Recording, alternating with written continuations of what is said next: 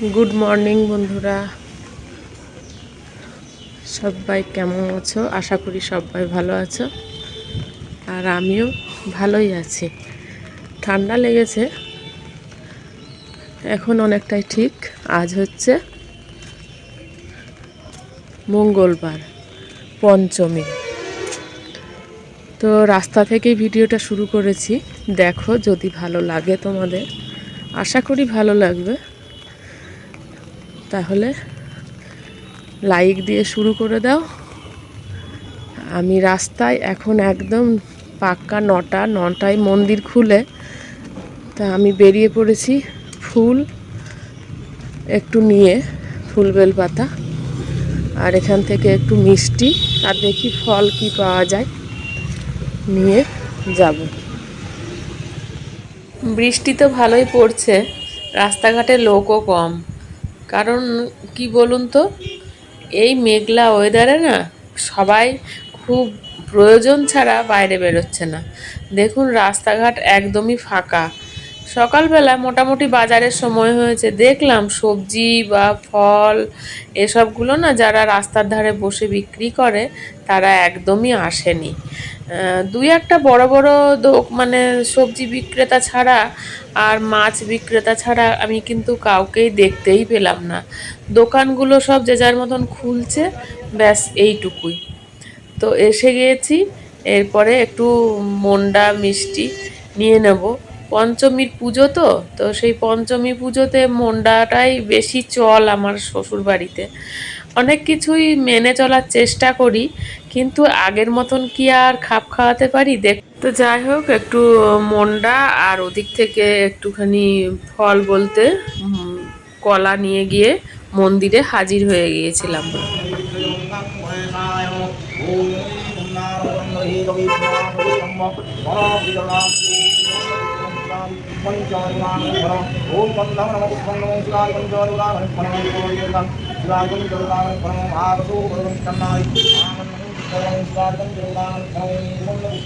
ओम कल्याणी जगो महाविष्णु एवं नकुतो इंद्रादि जगदिकाल फलो एवं नकुतो चारि नामनारि फलो एवं नकुतो अरितावि नवस्वरि फलो एवं नकुतो महाकाल वयोति नमो दक्षिणानंदावि नमो ओम प्राणवदना भूरं मुक्तोहि निरोधं कालं दक्षिणां स्वामी नमानाभूतं उद्योगिनं सर्वमाना भगवन्तं नमः दक्षिणानवानं महादेवं नादिवलं परिपन्नं वत्सनारि वरदं वनामं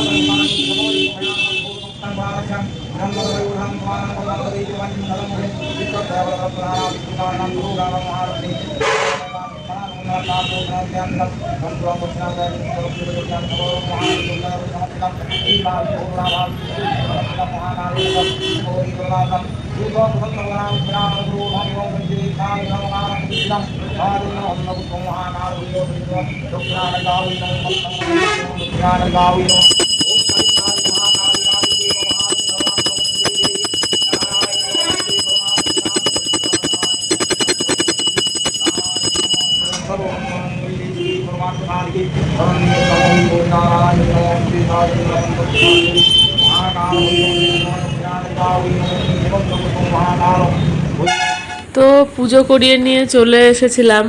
সত্যি মন্দিরের মতন শান্তি কোথাও পাওয়া যাবে না। এত ভালো লাগে, নিরিবিলির মধ্যেও বেশ ভালো লাগে। তো পুজো করিয়ে নিয়ে তারপরে আবার গিয়েছিলাম ওই দোকানের দিকে, বিস্কুট নিয়ে ছিল।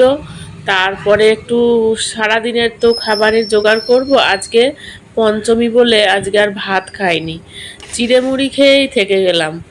এই দিনটা অন্যরকমভাবেও পালন করা হতো, মানে খুব জমজমাটিভাবে পালন হয়েছে একটা সময়। এখন কিন্তু সেই জমজমাটি কোথায় চলে গেছে জানতেই পারি না। এক এক দিন এমন কিছু পুজো থাকে বা কোনো কিছু পালন থাকে, হয়তো জানতেই পারি না। আবার যখন জানি তখন আমার হয়তো হাতের বাইরে বেরিয়ে যায়। তো পরিস্থিতিটা এরকমই, অনেকেই অনেক কিছু করছে বা নিজের মতন করে আছে। তো আমার ক্ষেত্রে একটু অন্যরকম। তো রাত হয়ে গেছে অনেকটাই, এখন 10টা 25 বাজে। আপনাদের সাথে সেই সকালবেলায় চা মুড়ি খেতে খেতে কথা বলেছিলাম। আর এখন এতটা রাত করে ফেললাম, মাঝখানে আর আসতে ইচ্ছে হচ্ছিল একবার করে যে দুপুরবেলায় কি খেলাম না খেলাম আপনাদের সাথে শেয়ার করি, কিন্তু বন্ধুরা সেটা আর হয়ে ওঠেনি। আজকে খেয়েছি ওই চিড়ে আর প্রসাদের একটু কলা, মন্ডা, দুধ দিয়ে মেখেছিলাম। দইটা খাইনি, কেননা ঠান্ডা লেগে যাবে, সেই জন্য মা বলল ঠান্ডা তো লেগেই আছে, তাহলে কি আর দই খাবি? তো দেখলাম যে না, দই আর খাবো না।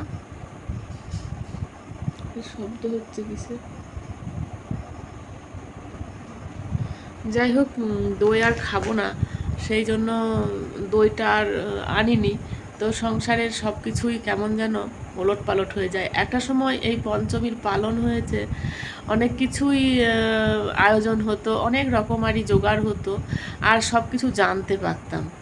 জানার মধ্যে কি বলুন তো, কবে পালন হবে, কোন দিনটা করব কি না, এই কিছুদিন থেকে দেখতে পাচ্ছি যেন সব কিছুই, অনেক কিছুই আমার অজানা থেকে যাচ্ছে। পরে কষ্ট হয়। এই কিছুদিন আগে একটা কি ছিল পুজো, তো আমাদের তো সব কিছু দুমত হয়, তো সেই দুমতের জায়গায় এমন শিবরাত্রি ছিল। তো হঠাৎ করে শুনলাম যে এই অমুক দিনে হবে, তারপরে বাড়ি এসে দেখছি আমি সেদিনটা করিনি, যে আমাকে বললো পরের দিনে হবে। দিয়ে বাড়িতে এসে দেখছি বাড়ির আর যেসব মেম্বাররা আছে তারা সব সেই দিনই করে বসে আছে। আমি তো অবাক দেখে, যে আমাকে যে বললো এরকম, আর এরকম হলো কি করে, দিয়ে খুব মনটা খারাপ হয়ে গেছিলো। কাকে বলবো, একা একাই মন খারাপ করছিলাম, কান্নাকাটি অনেক কিছুই হলো, কষ্ট পেলাম। তখন থেকেই ভাবলাম, আর আমার নিজের মনে মনেই হলো যে এবার থেকে আর কারো মতামত নিতে যাব না। নিজের যেদিন সুবিধা হবে, নিজের যেদিন সুবিধা বুঝবো, মনে করব, সেদিনই সব কিছু করব। তো আজকে সেই পঞ্চমী গেল, ওই পঞ্চমীর দিনটা ধরে আমি পালনটা করে নিলাম। কবে জানি না, আবার দুম করে হয়তো শুনতে পাবো, তখন হয়তো পঞ্চমীটা পেরিয়ে যাবে, জানতেই পারি না। মানে মাথার উপর থেকে কি বলবো, মাথার উপরে যে থাকার কথা ছিল, যাকে ধরে মানে জোর করা বা তার কাছ থেকে সব কিছু দাবি করা বা আশা করা যেত, সেই মানুষটাই তো নেই। তাহলে একা আর কার সঙ্গে লড়াই করব? হ্যাঁ, নিজের সন্তানের জন্য যতটুকু ঠাকুরের কাছে প্রার্থনা করার করি, এইভাবেই দিনটা পার করে দেবো। আর ঈশ্বরের কাছে প্রার্থনা ওটুকু সবসময় তো করতেই আছি, যে ওকে ভালো রেখো, সন্তানকে ভালো রেখো। আর এটাই সবসময় বলি, সবাইকে ভালো রেখো, সবার মনোবাঞ্ছা পূর্ণ করো। তো সেভাবে দিনক্ষণ দেখে আমার আর সেভাবে হবে না, আমি সেটা বুঝেই গিয়েছি। নিজের মনটাকেও শক্ত করে নিয়েছি, যে যে সংসারে এসেছিলাম, সেই সংসার থেকে আমার কিছু পাওয়ার আর নেই। আমি তাদের জন্য হয়তো কিছুই করিনি, কোনো দিনই কিছু করিনি তাদের জন্য। তো আজকে আর তাদের কাছ থেকে আমার আশা করাটা ঠিক না।